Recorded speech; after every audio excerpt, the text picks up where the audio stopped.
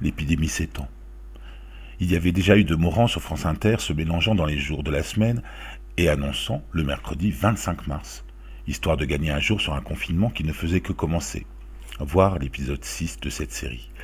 Mais l'épidémie a gagné même notre Premier ministre qui, hier soir sur TF1, a répété par 2 fois « Le déconfinement, ça n'est pas pour demain matin. Dire la vérité aux Français, ça n'est pas pour demain matin. » Alors qu'il avait lui-même annoncé quelques jours auparavant « J'annonce aujourd'hui le renouvellement de la période de confinement pour 2 semaines supplémentaires à compter de mardi prochain, soit jusqu'au mercredi 15 avril. » Pour ceux qui souffriraient du même symptôme, nous sommes bien le vendredi 3 avril 2020. Bon, trêve de plaisanterie, vous aurez compris que nous ne sommes pas sortis de l'auberge.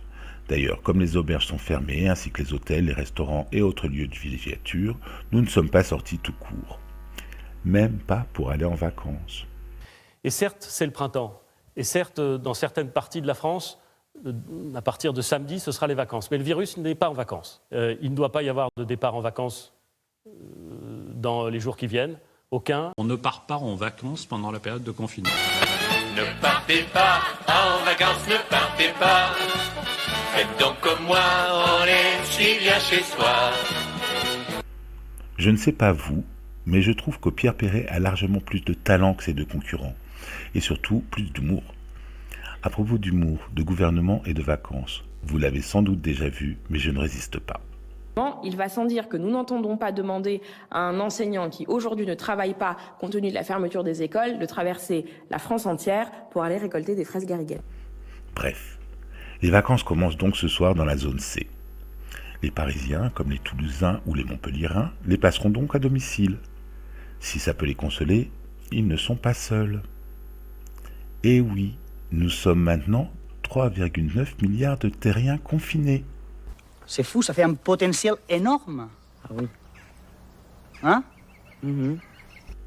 En parlant de potentiel, vous avez de quoi vous occuper pendant au moins 3 mois avec toutes les activités que l'on vous propose de partout depuis 18 jours, et le ménage en retard, et tout ce que vous disiez que vous feriez quand vous n'aviez pas le temps de le faire. Non, vous n'aurez pas le temps de vous ennuyer. Juste celui de le trouver long, le temps. Et puis relativisons. 4 Français sur 10 ne partent jamais en vacances. Et pour les vacances d'hiver, nous sommes, enfin vous êtes, encore moins nombreux à partir.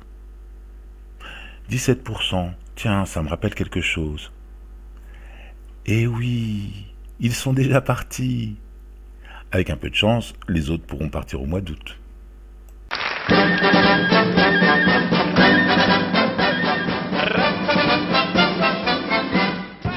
C'est au mois d'août, qu'on met les bouts, qu'on fait les fous, les gros matous, les serpajous.